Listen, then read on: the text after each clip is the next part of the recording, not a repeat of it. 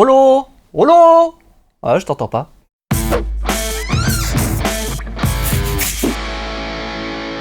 Bonjour! Et bienvenue à l'Académie du Gros Son. Moi, c'est André. Et moi, c'est Gérald. Alors aujourd'hui, comme vous l'avez peut-être compris dans l'introduction, nous allons parler des casques holo. Alors pourquoi on va parler? Tout simplement parce qu'on nous les a envoyés pour tester et qu'on n'a jamais fait ça. Et on s'est dit, tiens, ça va être cool, on va faire un petit test de casque en long et en large. Et on va vous parler de tout ça.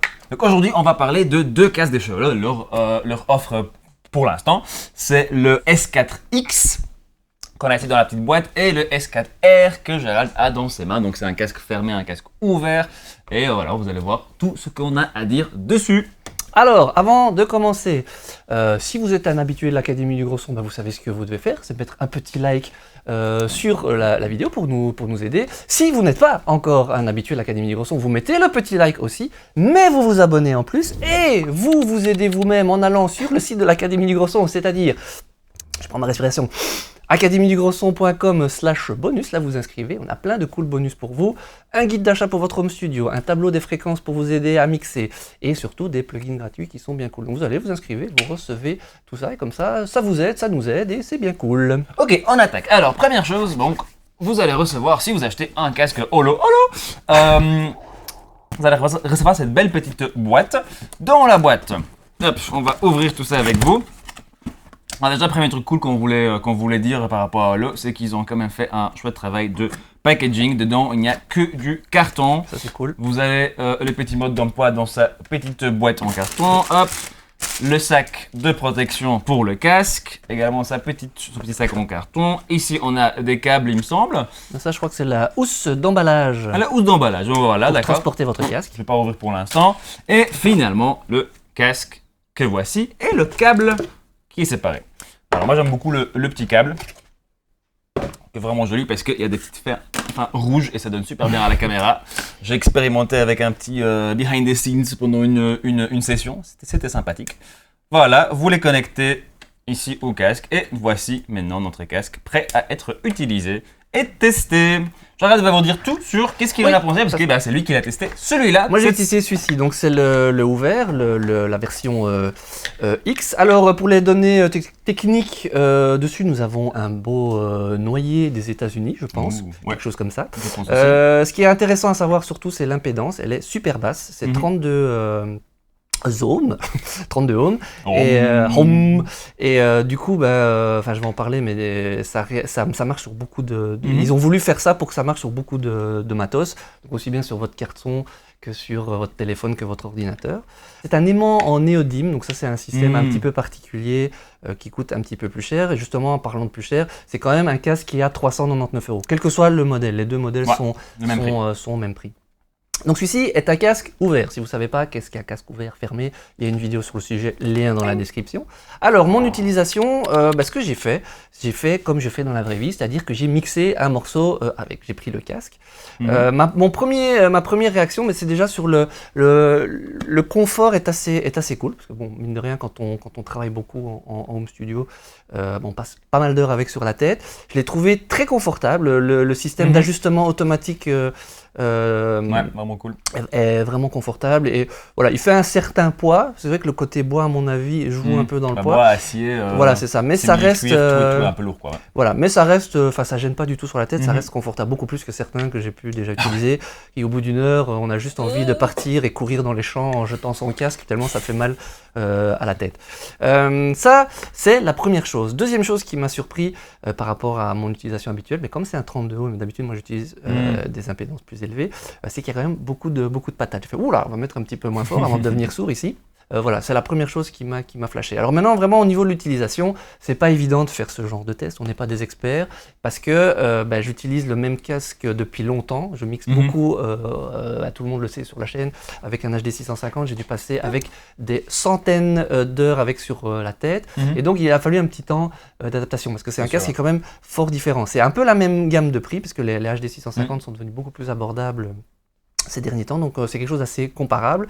Et c'est une bête qui est quand même une bestiole un petit peu différente. Donc il y a des choses que j'ai trouvées plus cool et des choses un petit peu moins cool. Après, ça reste une référence par rapport à HD 650. Si vous n'avez pas cette référence, vous n'avez pas un bon casque de mix, ça ne vous parlera pas. Ce que j'ai aimé, c'est l'aspect justement comme il envoie, c'est que c'est très dynamique en fait. Le rendu dynamique, tout ce qui est batterie, percussion, et de façon globale, j'ai trouvé ça beaucoup plus cool et beaucoup plus agréable. C'était beaucoup plus motivant de le mixer dessus. Et d'ailleurs, quand on l'utilise pour écouter simplement de la musique, ça a beaucoup plus de pêche, mais même sur un téléphone en fait.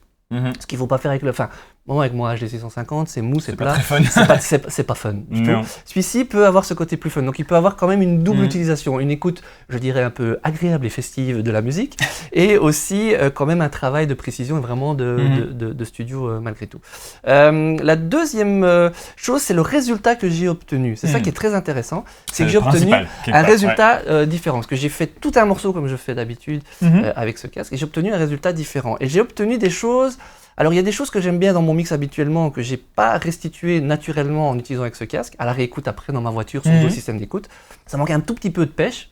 Ben voilà, maintenant que je le sais, c'est parce que c'est un casque qui est assez dynamique. Ben, du coup, je me suis peut-être laissé un petit peu porter par l'aspect cool et dynamique du casque, donc j'étais peut-être été un peu plus soft sur le travail de la dynamique, de la compression et ce genre de choses. C'est un peu le truc classique de c'était léger. Voilà, si vous avez un casque qui est très brillant, ben, vous allez faire un mix qui ne l'est pas. Voilà. Par exemple. Par contre, j'ai obtenu une chouette rondeur et un chouette contrôle global dans les basses. Une rondeur que j'ai toujours un peu du mal à avoir sur mes premiers mix. Et là, je y suis arrivé directement. Par contre, c'est un tout petit peu plus dark le résultat. Je suppose que c'est dû un peu à la façon dont... Je pense plus l'aspect dynamique du casque. Parce que, pour aller jusqu'au bout de l'explication... J'ai utilisé le Sound ID Reference, du coup qui fait que... De chez Sonarworks. De chez Sonarworks. Il y a une vidéo sur le sujet, lien dans la description, qui permet justement de rendre l'écoute plus linéaire. Je l'utilise aussi sur mon HD 650. Donc en utilisant ce système, c'est aussi ça l'expérience qui est super intéressante, c'est, par rapport à Sonarworks, c'est que ça ne m'a pas fait sonner mes deux casques exactement de la même façon, parce qu'ils ont une dynamique différente, ils ont une façon de sonner, un confort d'écoute complètement différent. Donc, au niveau des fréquences, j'ai eu moins de... Pardon, excuse-moi. Non, mais vas-y. Au niveau des fréquences, j'ai eu moins de... du coup, j'ai retrouvé mes marques. Mais par contre, j'ai pu profiter de l'aspect vraiment dynamique et intéressant dans les un peu dynamique basse du casque, en fait. Quand on parle dynamique pour un casque ou pour des enceintes ou quoi, c'est la restitution des transitoires et du mouvement dynamique. Donc, il y a des casques ou des enceintes qui vont être beaucoup plus rapides. C'est-à-dire qu'ils vont reproduire tous les détails du mouvement d'un son, et il y a des casques et des enceintes qui vont être un peu plus mous, qui vont un peu interpréter le mouvement et les transitoires. Et donc voilà, ça donne forcément un son un peu différent. Les Sennheiser HD 650 particuliers, tous les Sennheiser en fait, je trouve, ils sont assez particuliers dans le sens où les transitoires sont souvent un peu plus lentes. Du coup, c'est des casques qui sont cool à utiliser pendant longtemps. Mais tout ce qui est en néodymium, donc ces deux casques-là, sont beaucoup plus rapides, beaucoup plus punchy. C'est pareil pour les pick-up en néodymium, pour les enceintes en néodymium, etc., etc. Donc, ma conclusion, c'est quelque chose de fort différent. C'est similaire en termes de prix. Donc, si vous hésitez, par exemple, avec un HD 650 ou celui-là, franchement, les deux sont super cool. Perso, j'aimerais bien... Celui-là est plus joli, ça c'est sûr. Perso, j'aimerais bien avoir les deux, du coup. Je voudrais l'expérimenter un petit peu plus longtemps, mais bon, il va falloir qu'on le rende, donc on a promis, donc on le rendra. Mais je serais intéressé d'avoir les deux, parce que c'est ça. Parce que je trouve que c'est super complémentaire. Et du coup, j'ai l'impression que ça m'a amené ailleurs dans mes mix, et ça, c'est super intéressant. Et vu que c'est des prix similaires, je ne peux pas dire qu'il y en a un qui soit meilleur que l'autre. Il y a des trucs, ce côté un peu réactif et plus agréable. Même pour écouter de la musique, je trouvais que c'était bien. J'ai peut-être du coup été un peu moins de définition dans l'aigu sous mon premier mix. Après, c'est question, une fois que vous connaissez votre casque, vous avez l'habitude. Et du coup, j'ai été un petit peu plus soft. Voilà. Mais après, quand on le sait, ben voilà, c'est juste une question. Donc, franchement, moi, plutôt positif. Sans hésiter, si je n'avais rien, je pourrais acheter ce casque sans problème. D'ailleurs, j'hésite en fait à l'acheter. Parce que aussi les casques ouverts, en général, on ne trouve pas de casques ouverts pas chers qui sonnent bien. Donc je trouve qu'ils rendent vraiment c'est tout à fait comparable à cette gamme de prix. Et, voilà. Et en plus, c'est européen, si je ne dis pas de bêtises. Ouais, tout à fait. Fait en Slovénie. Voilà. Et fait de manière relativement cool dans le sens où il y a très peu de plastique. C'est ça. Moins en tout cas que dans d'autres casques. Voilà, non, ils n'ont pas une gamme très large, donc c'est très clair ce qu'ils font. Ils essayent d'être un peu innovants. En fait. Voilà. Et ils essayent d'être assez innovants. Donc vraiment cool expérience et une marque à suivre. Ça, c'était pour mon point de vue à moi. Alors, est-ce que toi... c'est le S4X. 4X. Et ici, les S4R. Donc la même chose. En fait, c'est presque le même casque. Si vous voyez un peu. La seule différence, c'est que ici, il n'y a pas de trou. Là, il y en a, donc j'imagine qu'à l'intérieur, c'est un peu plus complexe, mais de l'extérieur, on dirait presque la même chose. Moi, j'ai pu utiliser ce casque maintenant depuis 2 semaines en session de voix, de basse, etc. En tant qu'ingénieur, en tant que musicien également. Donc, j'ai pu quand même expérimenter pas mal de choses, pas mal de situations différentes. Je n'ai juste pas pu l'utiliser dans une session à haut volume, par exemple, avec batterie dans la pièce ou avec un gros ampli de guitare dans la pièce. Ça, c'était le seul truc que je n'ai pas pu faire, mais je pense qu'il se débrouillerait très bien. Alors, première chose, premier un peu point pour moi, déjà, c'est, je te le dis plusieurs fois, c'est très joli. Moi, j'aime bien les choses qui m'inspirent visuellement pour faire de l'art avec. Donc, par exemple, mon casque préféré jusque-là, que j'utilise très souvent, le Audio-Technica M50X, que d'ailleurs je vais comparer ça à ces casques aussi, est très cool, mais visuellement, c'est un casque. Voilà, c'est un casque, c'est une coque en plastique, il n'y a rien de particulièrement intéressant. On n'est pas content de le prendre en main, quoi. C'est ça. Celui-là, à chaque fois que je le prenais, je me dis, ah ouais, non, c'est quand même sympathique. Ouais, c'est clair. Je me dis que pour un casque à 400 €, c'est le minimum. C'est pas faux non plus. Voilà, de vouloir le prendre en main, c'est quand même pas donné. Alors, les choses les plus importantes pour moi dessus, comme c'est un casque dit de studio, de travail, d'enregistrement, pour moi, le plus important, c'est qu'il soit super solide. Voilà, le truc que j'ai pas envie de faire, c'est devoir changer des câbles ou changer ça ou réparer le casque toutes les 3 semaines. Non, je veux juste qu'il qu'il fonctionne tout le temps, que j'ai juste à le prendre et être sûr que ça marche.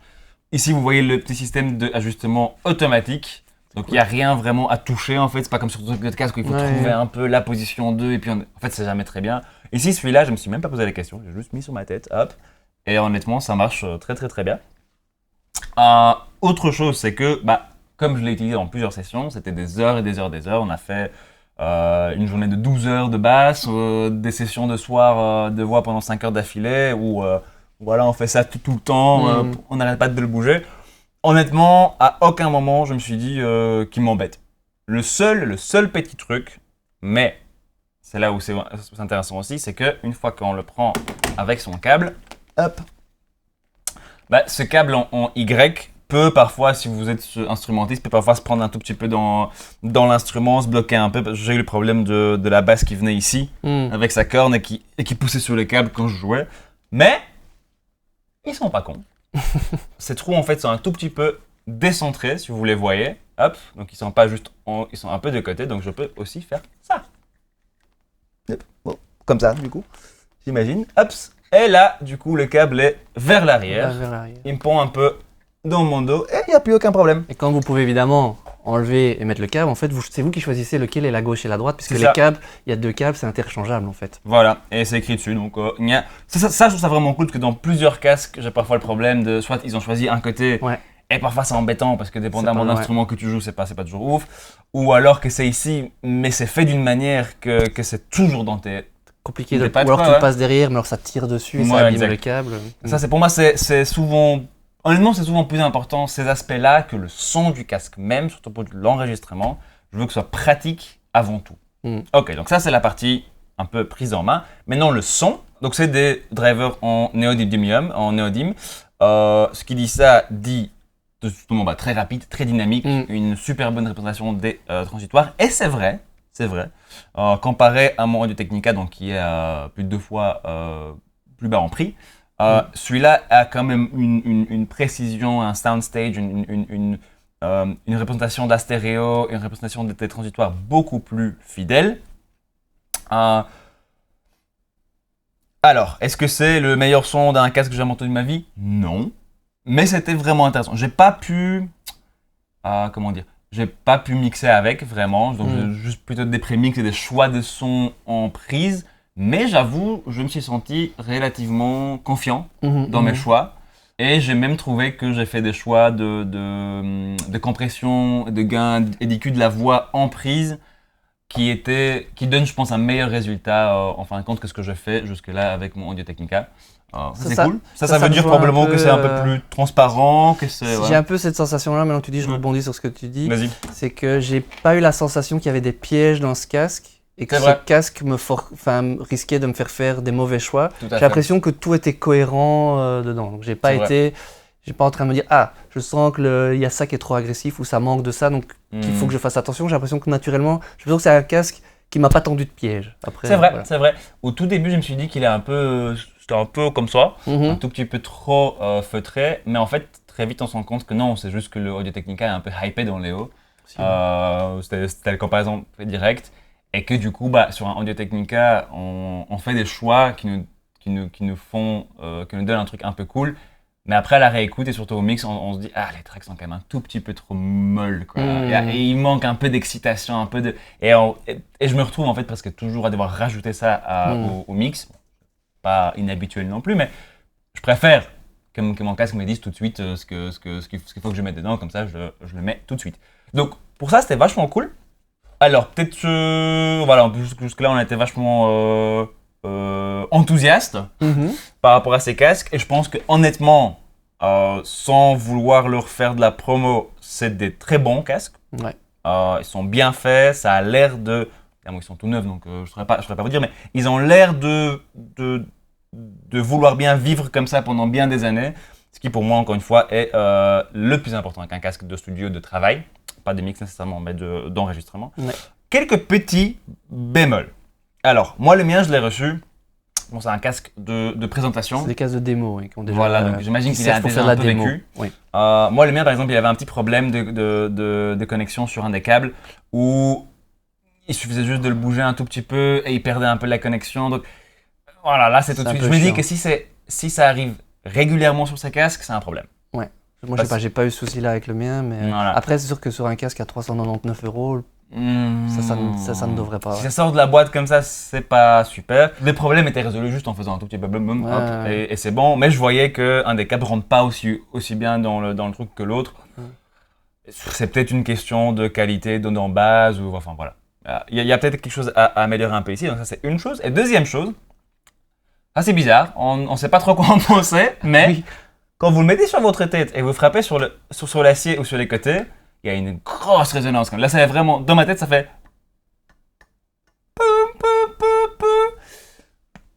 J'ai pas eu l'impression que c'était gênant en session, mais comme j'avais dit tout à l'heure, je n'ai pas fait session avec vraiment du haut volume, surtout des basses dans la pièce. Donc, je sais pas trop quoi en penser. J'ai l'impression que